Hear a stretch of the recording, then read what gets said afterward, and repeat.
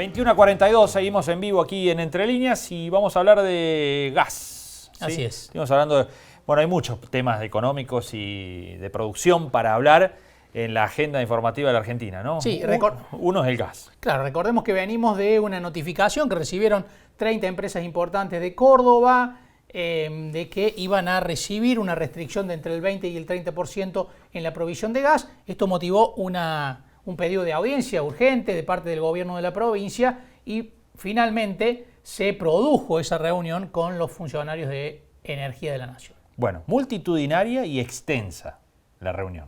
Y tensa. Y tensa. Bueno, hubo dos ministros del gobierno de la provincia de Córdoba que estuvieron allí. Uno, Eduardo Acastelo, el ministro de Industria. El otro, Sergio Busso, el ministro de Agricultura y Ganadería de la provincia. Este último ya está en comunicación con nosotros y lo saludamos. Ministro Busso, ¿cómo le va? Buenas noches. ¿Qué tal? ¿Cómo andan ustedes? Un gusto. ¿Cómo les va? Bien, bien. Bueno, muchas gracias por estar allí. Bueno, ¿qué nos puede contar de esa reunión? ¿Qué balance hace? Bueno, la verdad que la reunión nos llamó la atención porque rápidamente fue otorgada, fue concedida, digamos, de lo cual eso marca a las claras que era una estrategia o había una preocupación de invitarnos rápidamente, lo cual fue bueno porque pudimos ir junto a la Unión Industrial de Córdoba acompañándolos para escuchar de boca de los funcionarios nacionales, sobre todo el secretario de Energía de la Nación, que es la autoridad de aplicación en materia de gas, para ver cuál es la verdadera situación. Bueno, ahí nos pusieron con una serie de gente que desconocíamos nosotros, pero bueno, que después nos enteramos que muchos tenían que ver con la producción, el transporte, la comercialización, o sea, todo el sector privado que está vinculado al tema del gas. Seguramente, bueno, ellos plantearon, sobre todo a la gente de la Unión Industrial de Córdoba, cuál era la situación por la cual se había restringido e interrumpido el servicio.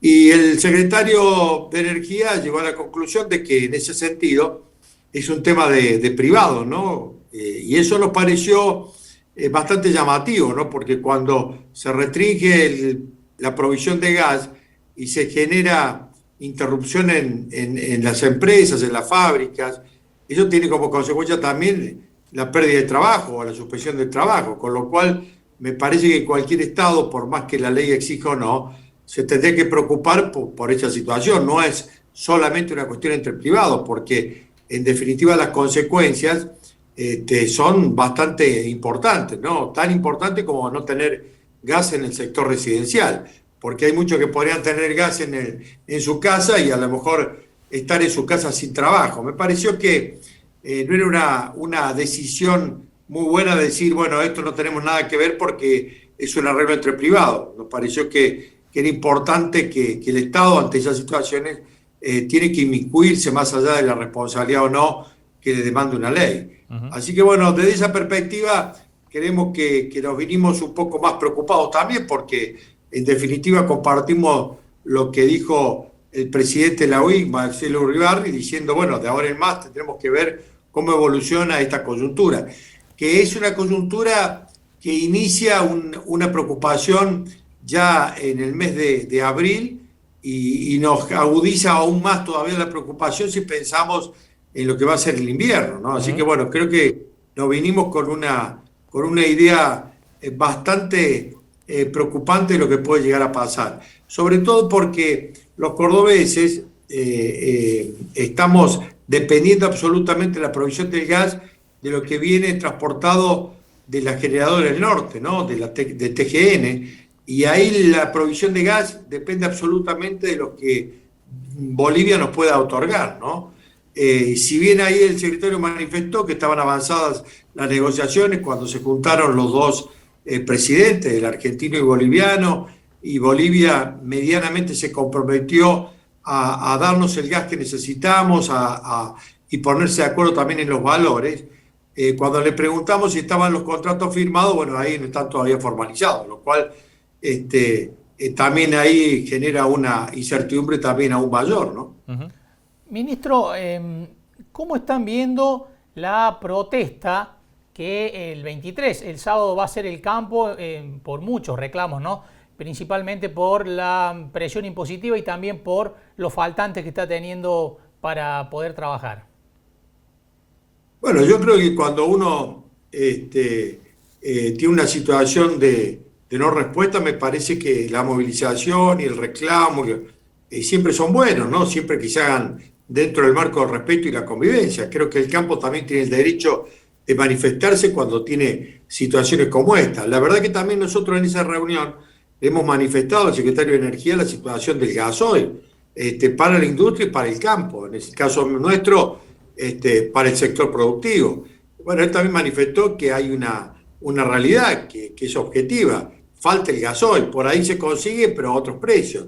Con lo cual estamos diciendo ahí que también es preocupante, ¿no? Porque no es un tema inocuo para el sector productivo, porque eso genera que los costos vayan en aumento y también el contexto inflacionario va a tener una situación distinta tanto en uno como en otro caso, tanto en el gas como en el tema del gasoil, porque tiene una directa correlación con el tema de los costos.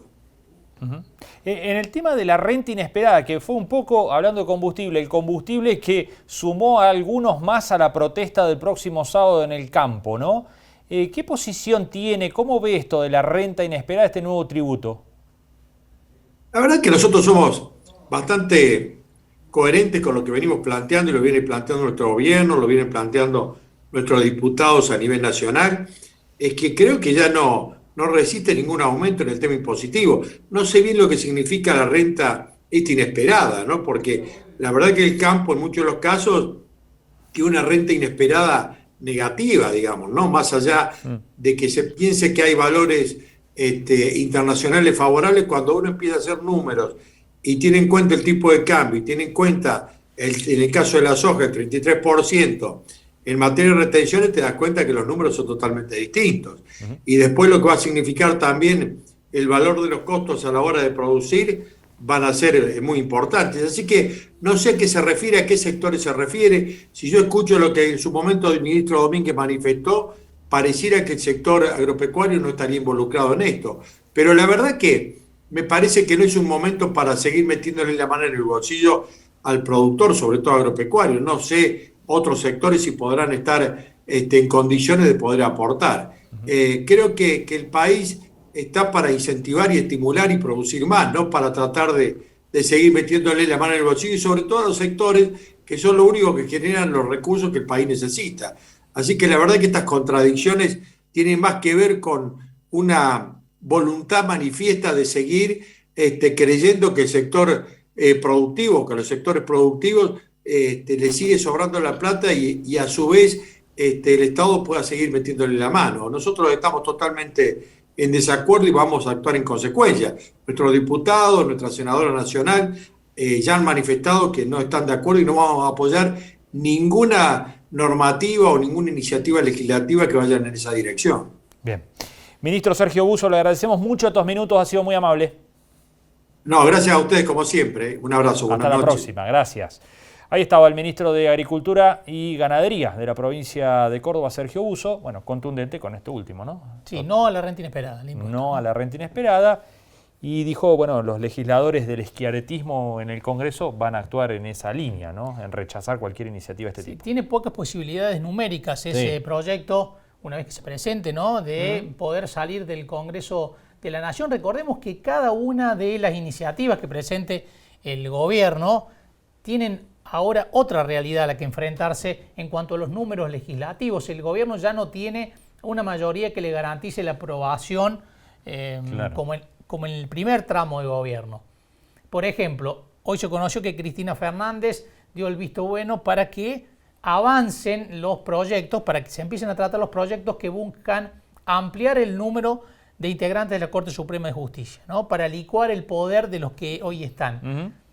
Ese proyecto tiene muy pocas chances también de salir, ¿no? Porque el gobierno se enfrenta a un mejor número en senadores, pero en diputados tiene serios inconvenientes para poder avanzar en este tipo de iniciativas. No solamente porque numéricamente la oposición, si consideramos Juntos por el Cambio, Córdoba Federal y varios bloques, suma un número importante, sino porque además el propio oficialismo está débil en cuanto a la capacidad de formar una posición unificada. Claro, ¿no? cerrar filas. Claro, veamos lo que está pasando entre Sergio Massa y Germán Martínez, que es el jefe del bloque. Martínez terminó yendo a la justicia en contra de una decisión de Sergio Massa.